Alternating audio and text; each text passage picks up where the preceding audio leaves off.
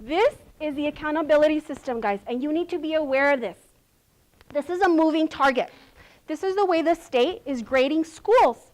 And the reason that we're sharing this with you today is that so when you go into the interview, remember what I said.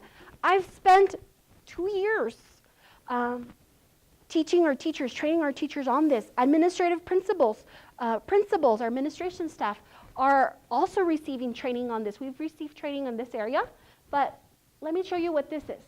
This is our moving target. The state said, when they moved our standards, the state said, this is the level of expectation where all schools need to be at, okay? All schools need to be here, and we're going to give you some time to reach that goal.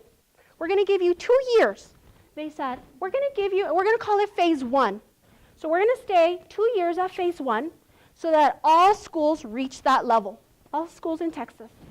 And then when everybody reaches that, all schools, we're going to move into the phase 2. So that level, this is where we're going to start, and then we're going to move it.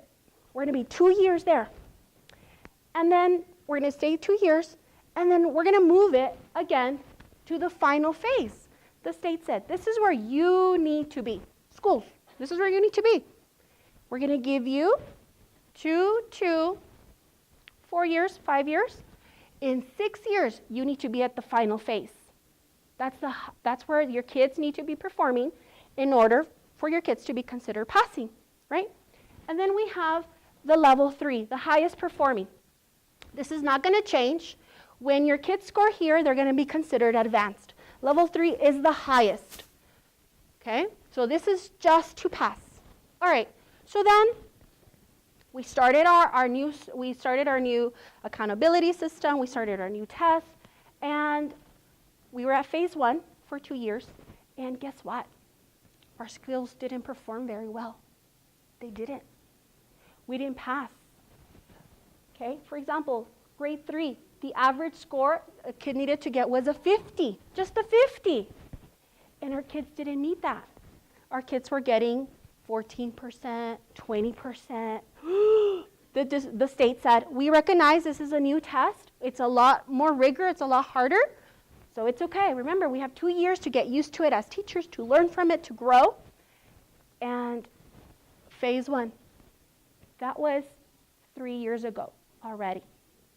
TA just gave us a waiver that said we're going to stay at phase 1 for another year, this year, because our schools are not performing at this level. Uh-oh. What? Okay. Well, I just came back from an information meeting from TA where they said, well, TA is giving us more time here, right? But that doesn't mean that we're not going to move, instead of 2 years, they might give us 1 year here, and then we have to go into final phase. Look at the final phase. Our kids need to be getting a 75% for passing. Well, our best teachers say, you know what, I can do that. I have strategies. I'm going to PD on problem solving and higher order thinking because the new STAAR, please look at it if you have the opportunity, or I'm asking you to look at it to see how rigorous it is for that higher order thinking. So our schools we're struggling. We're still in this phase. We haven't moved into phase 2. And we have a window that says, uh-oh, this is our final phase where we need to be at. If you have students, if you have kids that take STAAR, if you're in an internship where you are a tested grade, 3rd, 4th, 5th, up to middle school and high school, look at how your kids are scoring. Are they scoring phase 1? I'll show you a few reports in just a minute. Phase 1, the TA sends your report. How many of the students scored here? And they'll also tell you how many of your students scored here.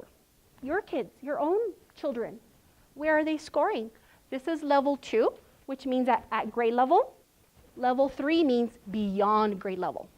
So as a teacher, if I'm doing what's best for kids, where is my goal for my students to be at?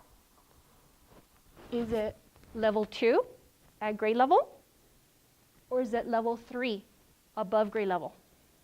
What is it going to be? At level 3, above grade level. For all kids. It doesn't matter their color.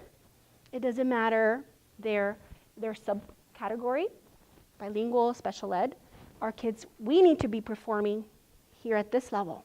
So what strategies, what things are you doing right now to promote this area right here?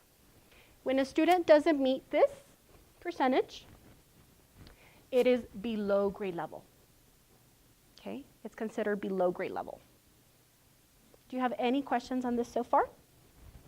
Okay, remember what I said. We have teachers, our own teachers, who we're still trying to understand this moving target. And as principals, as administration, we're trying to find the best strategies, reading, finding what are the strategies, what are the things that we need to do in our classrooms to move our students' thinking to this level.